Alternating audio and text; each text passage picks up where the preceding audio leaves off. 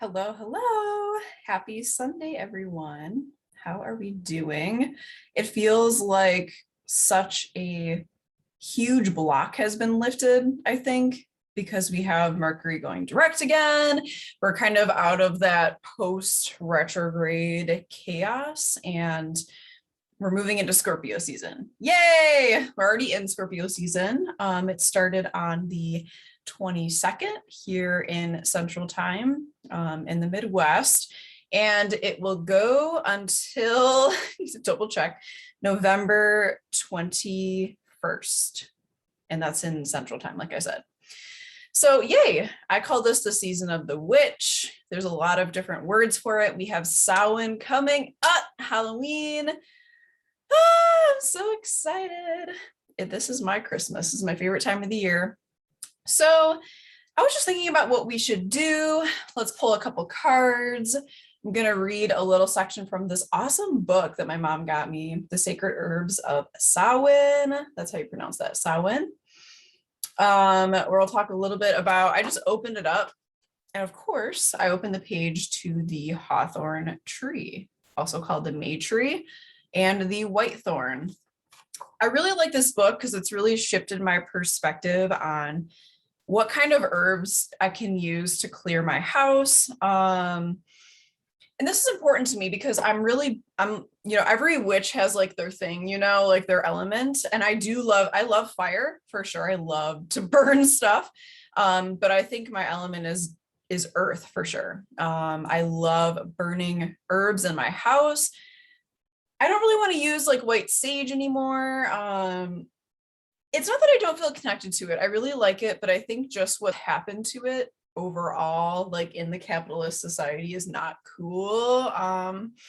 So I try to use like kitchen sage, which works just as well in clearing out negative energy. And I really like this book because it talks about not only the medicinal, but like the spiritual properties of plants, trees, herbs that I can literally just wander outside right now and find. And I feel so much more connected to that because it's literally in my environment. And I do think that we have this amazing symbiotic relationship with the plants that grow around us. And I just feel so connected when I go outside and like get it that way rather than like shipping in like super rare, like tree bark or like herbs and stuff. It's just, you don't have the same relationship to it, I guess is how I feel. Where I live, there's a bunch of juniper trees outside. I got really lucky and blessed. They're literally right outside my door and they've been here for a long time. And juniper is like an amazing, amazing herb to use. It is very similar to cedar. So I can literally just go outside and clip it. And I just feel so much more connected when I get to use herbs that way. All right, this is supposed to be an astrology forecast, but I'm just thinking about herbs. I do love to burn plant material. I just feel so connected to that. And if I don't clear my house for a while, like right now, like I just feel like, okay, so enough about that. We'll read a little bit about the hawthorn tree and we'll talk about the astrology, pull a couple cards if we're feeling it. Okay, let's pull up the current chart as today, as in October 24th. Wait, let me animate it first.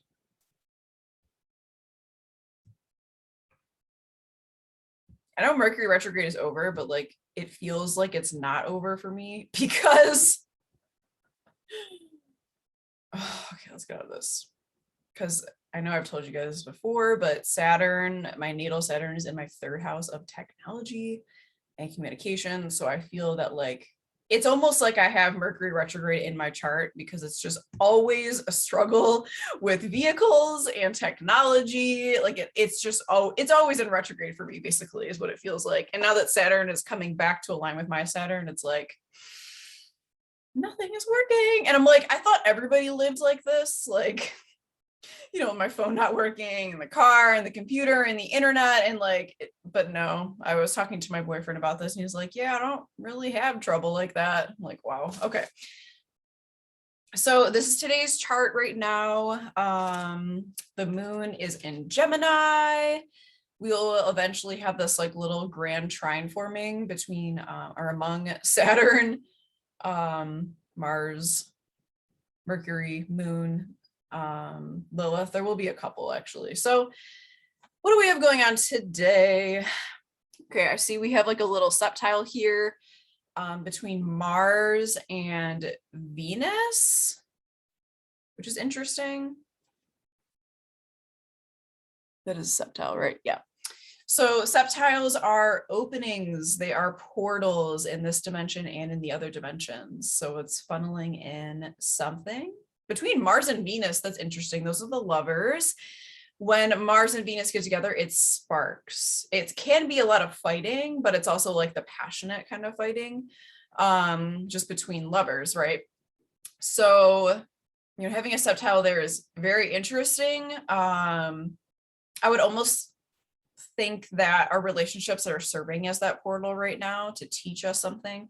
It's almost like the spirits that maybe are working with us that are helping us, you know, or hurting us, it depends, are almost coming through our loved ones right now and the people that we are closest with. So I think that's really interesting. And with Mars, with being that energy and then taking action, it's whatever is funneling through is like pushing us towards something, to move towards something, and it's manifesting through other people, like through our relationships, if that makes sense.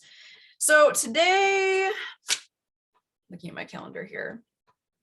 So today Mercury is quincunx Uranus.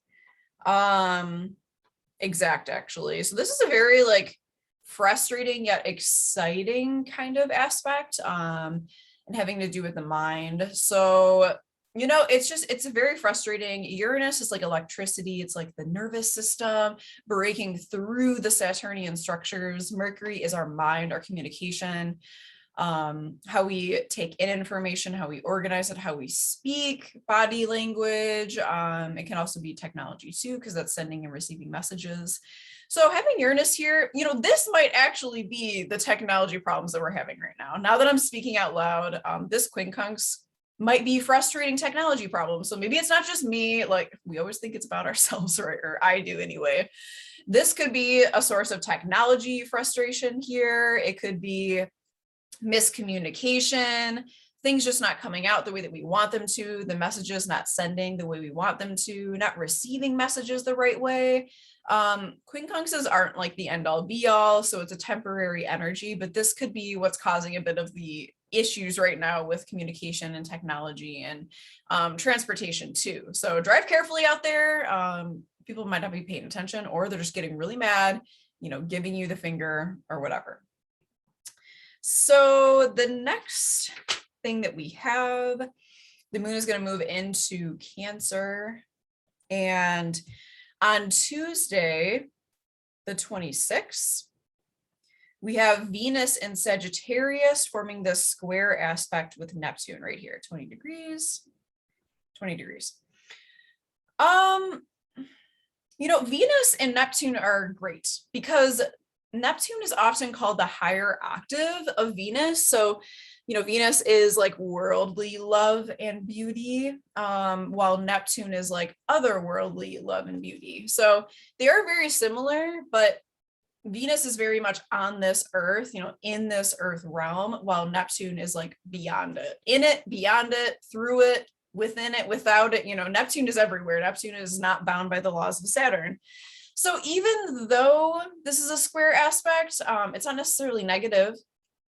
The only way it might manifest maybe in a not so great way is if we get stuck in like illusions, delusions, like having like way too much of like a grandiose kind of energy. That's like a shadowy aspect of Sagittarius, is like grandiose, maybe in a not so good way, in like a delusional way. But since we have Sagittarius here, Sagittarius can expand to the boundary of Saturn, and then it has to go back because it doesn't have a choice. Neptune will expand forever. So I do think that even though this is a square aspect here, this is a great energy. It's very creative. It's very magical. It's very mystical, dreamy. There is a way to make these things work together. Square aspects aren't just going to be bad forever. They just require some work to make two very different energies work together. These both being in mutable signs, Pisces and Sagittarius. But again, I do see this as like a generally pretty good thing, because together this could be like mysticism, trance work, dream work, journey work. It's going to be a really, really great time for that. Now let's move to Thursday on the 28th. On Thursday, Venus and Sagittarius. Venus is very busy this week. Venus and Sagittarius will sextile Jupiter. 22 degrees, 22 degrees. Sextiles are the two energies can work together, but it takes a little bit of work. So we have air and fire together here, which go great together, right? Fire cannot exist without air. Air can exist without fire, though. So having a sextile between Venus and Sagittarius and Jupiter in Aquarius, it's almost like our belief systems, our strong viewpoints, our vision is like fueling that Jupiterian, revolutionary, rebellious Aquarius thing that we have going on in our lives right now. They're going to work together. So I think it's going to be a very strong, confident time for our opinions, for the way that we feel, the vision that we have, the perspective that we have, looking at the bigger picture, which I do think works really well with Aquarius energy too, because Aquarius does notice the details, but Aquarius is constantly trying to intellectually extend beyond just the details and the facts. They create like their own magic, their own ideas outside of what is the normal structure of ideas. That's what makes them such a great mad scientist and a brilliant intellectual. With the Sagittarius energy that is constantly expanding, expanding, expanding. What is the greater meaning? What is the higher meaning? What is the bigger picture? Those energies go well together. So this is a good day to maybe look at the bigger picture, see what your vision is, expand your vision. I think the way that we've been doing this big revolution can change. It can be made bigger. Bigger isn't necessarily better. So we'll have to kind of get a handle on that too. And look at this too. Look at these septiles here with Chiron and the sun and Mercury and Uranus. And then we have this like quincunx here with a septile between Neptune and Uranus. This is important. There's something coming through here intellectually in our minds. It's going to feel maybe like frustration, but honestly, I just have this intuitive feeling that like our minds and our intellect are like expanding and like literally being forced to become bigger to allow something to come through. And look at this other septile triangle we have here pointing to the sun with Chiron, the north node pushing up to the sun. Keep this like in your dates on October 28th. That's something very significant happening on this day. I never have a good way to explain septiles just with astrology alone, because they're very strange and mystical and esoteric and weird, unless I tap into the spirit realm. Maybe we'll come back and do the cards on this day because something interesting is happening here. Veils being thin is just like an easy way to describe it. We're going to come back to this and do the reading for this day. On October 30th, let's move forward 2 days. October 30th, we have the sun in Scorpio squaring Saturn. Where is Saturn? Oh, here. Squaring Saturn in Aquarius. 7 degrees of Scorpio, the sun, 7 degrees of Aquarius, Saturn. Wow. Okay. So sun square Saturn, that's a tough energy. You know, think about the sun. The sun is massive, gigantic. It's our energy. It's our ego. It's our will. It's our power. This is really important energy in Scorpio, which means the light is in the dark. So squaring Saturn in Saturn at all, that's hard because Saturn is trying to take the massive energy of the sun and the ego and put it in a boundary, which it's gonna, because Saturn rules, right? It rules physical reality. So it's going to do it. I I almost think that Saturn is forcing us to go into this transformation that we're not going to want to go to. Mars is also moving into Scorpio on this day. So it's like, okay, we're ready to go there. But I think once Saturn comes in, it puts those boundaries around. It's like, not only are you going to go there, you have to go there. It might feel very uncomfortable. Scorpio does not like being told what to do. Scorpio does not like being held in. They will defy against you just because you told them what to do. They don't like that. They might be totally fine with the situation, but once you're like, yeah, you have to because I said so, it's over. Scorpio is not going to do that. So I think maybe on this day, there could be some kind of restrictions coming in as far as our transformation goes. There could be some kind of like boundaries, setbacks, obstacles, hardships that are coming in. There's a lot of quincunx action going on here too with these green dashed lines here. So there's definitely some kind of restriction coming in where maybe the way that we wanted to do things is not going to work and we have to do it a different way. And we're probably not going to like it. Especially because it's a square. Squares aren't always bad, like in the case of like the Venus-Neptune square, but it really depends on the energies at play. Aquarius and Scorpio, in my opinion, they have a hard time with each other, like for reals. I'm just thinking about my Scorpio moon mother. Every time she encounters an Aquarius, it's like okay for a second. It's never good. These two have a hard time together, these two energies. Aquarius is very fixated in their beliefs and their thoughts, and Scorpio is very fixated internally because they're feminine and also in their emotions. And this is hard with Aquarius. Aquarius is like, okay, let's just forget about the emotions like all together. Let's look at the facts. Scorpio, if they're in that space of like whatever they're feeling passionate and strongly about, they're not going to get out of it. And because Aquarius is like, no, let go of the emotions, Scorpio is just going to be like, I'm going to take the emotions even further now, if that's possible. So some kind of frustrating energy going on with this. On Halloween, Mercury will trine Jupiter again, which is a great energy. It did already trine it. So Mercury trine Jupiter, Samhain. Samhain is on the 31st.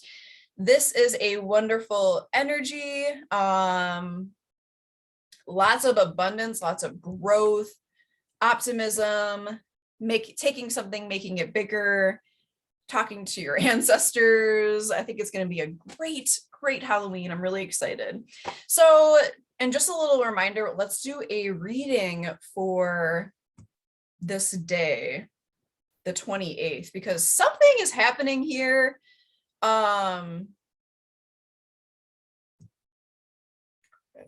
me make sure that you're seeing the right screen. This gets a little... Honestly, Zoom is like the easiest to use for this sort of thing. Okay. So on the 28th, let's get, we almost have this like mystic square here also. And we have all these oppositions going on. I'm going to get rid of some of the aspects just to make it a little bit easier to see.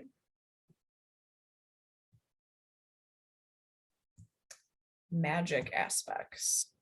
That's what I like to call these. Was I looking at this room? Let's add in quincunxes as well. Quincunxes aren't magical, in my opinion. They're actually like not fun and just are very frustrating, but they do play into Yod aspect patterns, things like that. What's going on this day?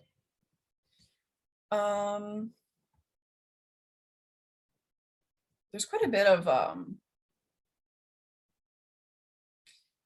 we should look at, okay, what is going on this week with these magic aspects? Okay, I'm gonna screen share this now.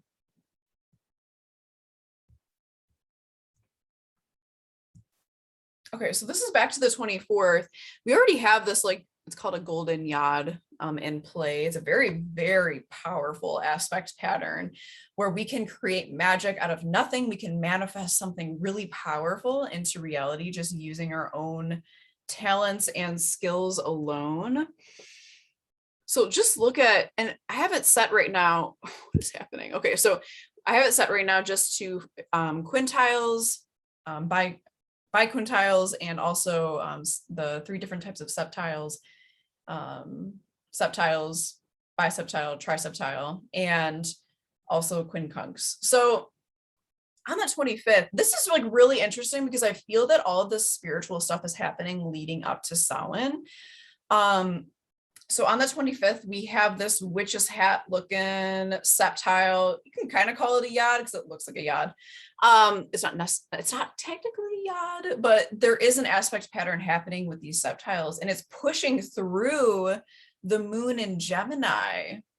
Gemini is very important right now because we have the North Node in Gemini. We have Black Moon Lilith in Gemini.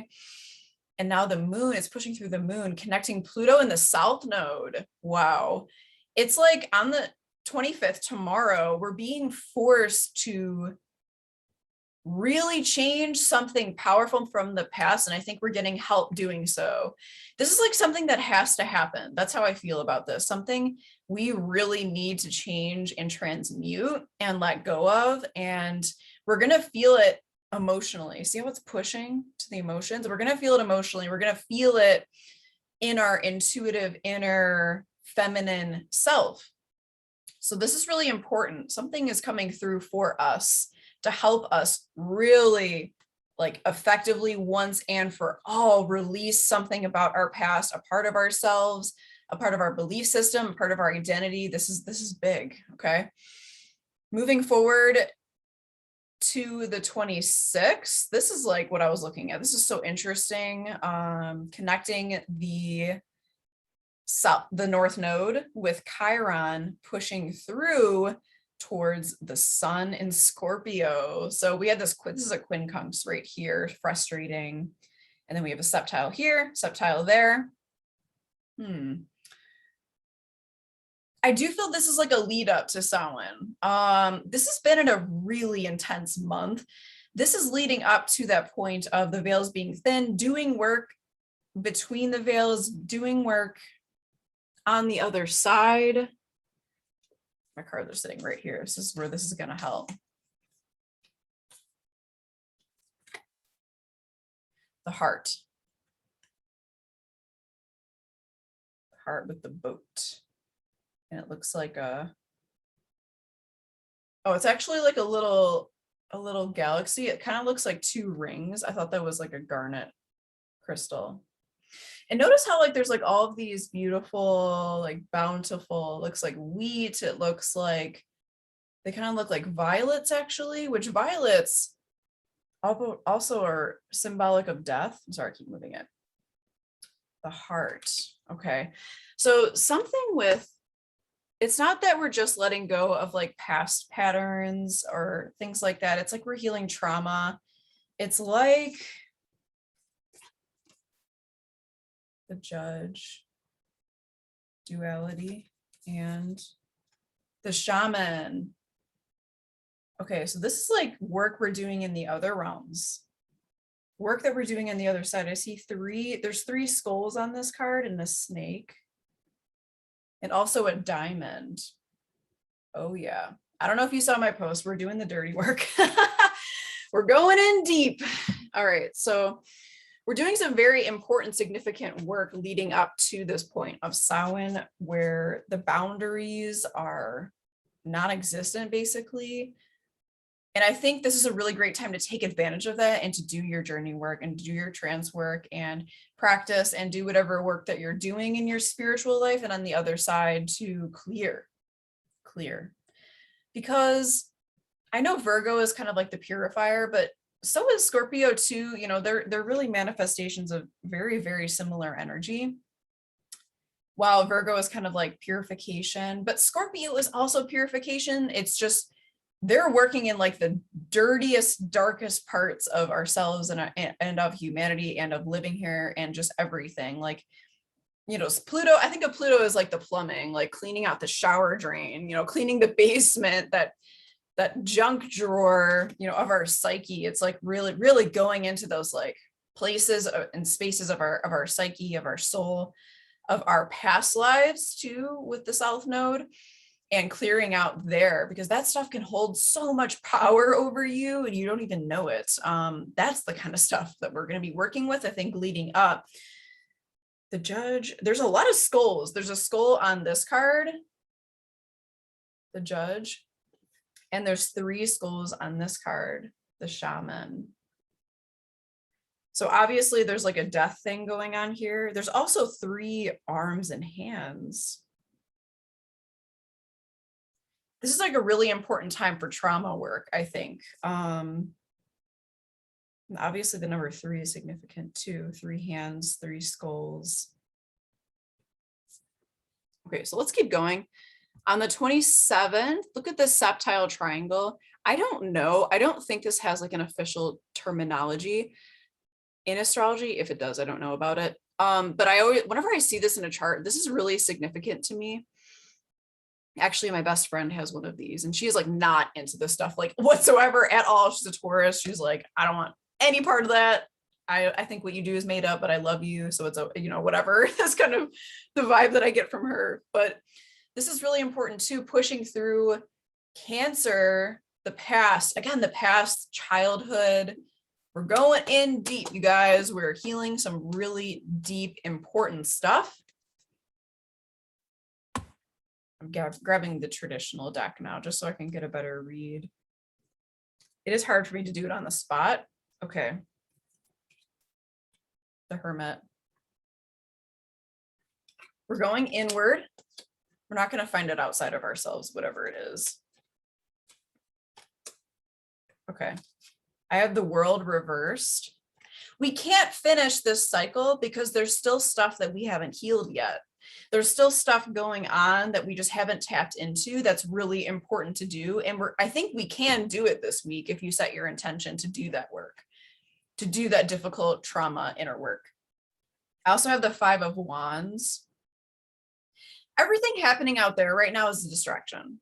Okay, it's important, obviously, but if we focus on all of that stuff, I always see this card as like petty fighting. It's not even like fighting about something good. It can be very dark and stressful, but in general, this is like, the depiction is like a bunch of boys just like throwing, you know, hitting each other with these sticks. It's petty drama. Don't get wrapped up in what's going on out there. Don't get wrapped up in the petty drama.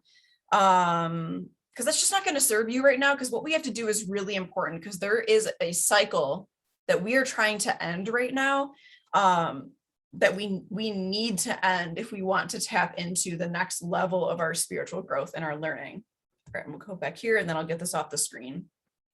And then we have this other septile, I'm just going to call it a yod, don't yell at me. The septile yod pointing to the sun, connecting Chiron in the North Node. Are you learning? Are you learning what you need to learn right now? Are you using what you learn to help others? Because that's really the ultimate goal, right? We have to do things for ourselves, of course, but also if we're not using what we learn to benefit others in some way, we're just creating more pain, you know, for ourselves in the process, because we often forget that if we don't help others and we don't share what we learn with others, there might be an aspect of our healing that actually we don't get to, because there's so much healing in giving that to others and helping others as well. Okay, then when you have this like quintile thing, this is the energy of the 5-pointed star of Venus. And then on Samhain, we have another septile triangle with the moon in Virgo. Oh, the moon's going to be in Virgo that day. Yay! And the moon in Virgo, Chiron and Aries, pointing towards Venus. All right, let's get on this. Okay, so let's get a little witchy here. So this is really interesting. So it's almost like our relationships are like wrapping it up at the end, but we have to go internal. We have to not be distracted by this. You know, a lot of us are like in the fiery part of our lives. So it literally is our time to like push for change, be the fire of transformation, speak out, speak our truth. But like, there's such a fine line where we might not even realize when we're getting sucked into this thing. And that's that takes that like whistleblower energy and brings it to that lower vibration really, really fast. And we got to be careful, I think, this week. Especially because whatever we're doing in the physical, because the realms are so open, there's so many portals and gateways, it can manifest into like weird, not so good stuff really quickly, I think. So just be careful with that. Don't get wrapped up in the drama. I know I do. Honestly, it happens. It's like a Libra problem, maybe. I don't know. But I do get sucked into it. It is kind of addictive sometimes. And I won't even realize when I've crossed that threshold from like, this is like helpful stuff to point out to like, you're just wrapped up in the drama and like totally being controlled by the drama, which is like what they want, Yeah, this is really interesting. So there's some serious, deep healing taking place that needs to happen. Sorry. I like the boat as well. There was a book I read, I think it was called like something about the peaceful warrior. I only read like the first chapter and I ended up giving it away, but it was a good first chapter. It was about how like when you go into the heart center and tap into the heart, it's like they were saying almost like from like a meditation perspective of like, picture being in a canoe and like your heart is like a giant peaceful still lake, and then taking that canoe, pushing it into the lake, and just imagine that like canoe like slowly moving into the heart center and just like drifting out onto that still lake. Whenever I think about that, like I do just feel so peaceful. And it reminds me too that like as I'm feeling that sensation, the heart is naturally peaceful. I don't think passion is a heart chakra thing. I think it's a sacral chakra thing. And in its more negative state, it's like a mental thing too. So I think this is a reminder that like the heart is naturally still. The heart is naturally a body of peace. It's not this, like fighting with everybody, chaos, drama, pettiness. That's not heart chakra stuff. This is going to help us right now. Scorpio season, this is Mars Plutonian energy. So I just wanted to say the word Martian Plutonian energy. We gotta tap into this stillness. But it is interesting too, because on this card, they have like what looks like maybe two galaxies coming together, like clashing. So I do think that the part of this message could be, obviously it's whatever you interpret it as well. But what I'm seeing is that we need to tap into that heart peace. We need to tap into that heart chakra space, heart chakra work, and that will help us heal, because we are doing some healing right now. We are going into things that we don't want to go into, deep, dark trauma that we have to heal, and we could really use that. I think that piece. It doesn't mean that we have to be that for others. We can, we can. The shaman. We'll talk about the judge first. I don't know what to do with this. Okay, we'll wait till the end for that card then. The shaman. The skulls, the snake. The hand. I think maybe the hand is here too, because we do have energy centers on our hands. When I was teaching yoga, I would have my clients tap into this a lot. I don't know if you're interested, but what I would have them do is imagine just like focusing on the center of your palm, like a single point right in the center. And I would have them spiral a relaxing, peaceful blue energy out from their hands. So that, and as they were picturing it, they were actually doing it to the energy centers and have it spiral beyond the hands. And as it spirals beyond the hands, you're just healing your aura, healing your energy field. And then I want to have them do the same with their feet, focusing on the very center of the bottom of both feet. And from that point, spiraling out that same beautiful, relaxing, light blue energy out. And some people were very aware that they were like actually doing that with their energy. Some maybe not, but they still felt relaxed and peaceful too, just from the visual or whatever. Diamond. This is the way to do some shamanic journey work, trance work, dream work. Let's go into the other realms. Be careful too, because all spirits are not good, and just because you want them to be good doesn't mean that they are. There's all kinds of stuff out there. Just because there's all kinds of people, there's all kinds of spirits and entities and beings and things that are so primal and basic too that it's almost like hard to comprehend, those like earth spirits. Just be careful, only stay maybe within the realms that you're familiar with and that you're used to. But do your work there for sure. Go have fun. All right, have fun, but be safe. Okay, now the Judge. Why is this card so hard for me to read? Obviously, there's like a theme of like, I'm turning it like this because it's like glaring in that light. I'm turning it that way. But also look at the lines on this bottom part. There's duality, a skull, what looks like a wolf eye, and like it looks like half a prayer hand.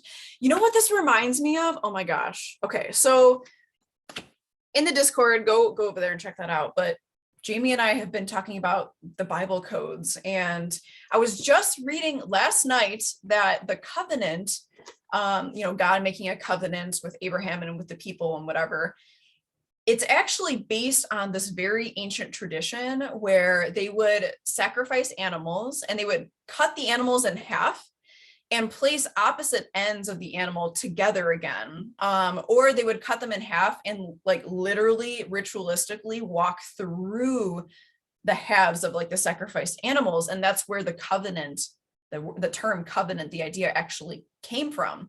So it was like a very sacred religious ritual of like sacrificing the animals, cutting them in half, pulling them apart, walking through it, but then taking opposite ends and like putting them together. So that's really interesting. I was just reading about that last night. And that's kind of the energy I get from this too, the Judge. Let's see what the book says. I'm thinking of like the Justice card as well, which I mean is exactly what it sounds like. Okay. Ooh, this is fun. Okay. The Judge has an incredibly important job. And it has like a little Libra scales up there too. They work every waking hour of every day, helping us discern what is safe, true, and just. When this archetype remains unconscious or is captivated by fear, wise discernment turns into painful judgment of self and other. God, I feel like that's like a Virgo vibe too. Ironically, the Judge's energy can be the seed of racism, bigotry, and fear-mongering. Interesting. This is the Judge out of balance, building walls, separating from other. When this same discerning force is made conscious and healed, however, the Judge may be found advocating for civil rights causes, standing up for the underdog, providing resources for those in need, and forgiving again and again. Love is the deciding factor. Awakening this archetype is essential for the complex times we are in. When was this book written? Get your Judge in order. The world needs it. Wow, that's really powerful. That definitely gives me Virgo and Libra energy. The Judge's energy is contagious. When we feel Judge, walls go up all around. Similarly, when we feel accepted, the entire world softens. Gandhi was a Libra, by the way. Gandhi had an incredibly illuminated inner Judge. He was a lawyer. I didn't know he was a lawyer. He practiced silence one day a week in order to hone his discernment while on his revolutionary path. I love, love, love Gandhi. Very interesting. Okay. So bridging the gap. And with those like sacrificial rites, I wonder if somehow by splitting the animals in half, which I can't even like think about that, but splitting the animals in half, walking through it, it's almost like the person walking through it becomes the bridge. So as you separate, you become that bridge again. You become the embodiment of dedication, the embodiment of maybe even like God consciousness itself by walking through the center of what you've split, what you've given, recreating the bridge again. So maybe it's not just about the separating, Virgo. It's not just about the boundary. It's about breaking the boundaries that don't mesh and that don't work anymore, and then becoming that like alchemical bridge and becoming the embodiment of the Judge of truth. Okay, so I think that's all I have. Oh wait, one more thing. Okay, sacred herbs of Samhain. So the hawthorn tree is very, very important in Irish Celtic culture. They're talking about Scandinavian tradition here. In Scandinavian tradition, hawthorn is sacred to the god Thor, and the wood was once used in funeral pyres, so the spirit of the deceased could escape via the burning thorns and ascend to the celestial realms. Hawthorns in bloom smell like rotting flesh, a strategy used to attract the flies and bees that pollinate them, which may be a reason they were strongly associated with death. Very interesting. In Irish tradition, hawthorn belongs to the fairies, and the hawthorn is said to be the sentinel at the gateway between this world and the other world of the Sidhe being the fairy realm. So this is true because at the Cave of the Cats, where the Morrigan and the fairies come from, it is a gateway to the other world. There's a literal hawthorn tree growing on the outside. I don't know if it was planted there or if it just started growing there. It doesn't even really matter, but this is an entrance to the other world. Any solitary hawthorn growing on a hill, especially if there is a water source nearby, is sure to be an entrance to the land of the fairies. A farmer with a solitary hawthorn in his field is considered to be especially blessed, though not all encounters with the fairies have happy endings. We know that, right? Don't mess with them. Okay, all right. I hope this was helpful for you. This was really fun. I'm actually enjoying bringing in the other elements, so let me know if you like that better. I personally do as well. Okay, all right, have a great rest of your week. I don't know if I'm gonna make a video for Samhain. I might, I'll let you know. All right, I love you guys, bye.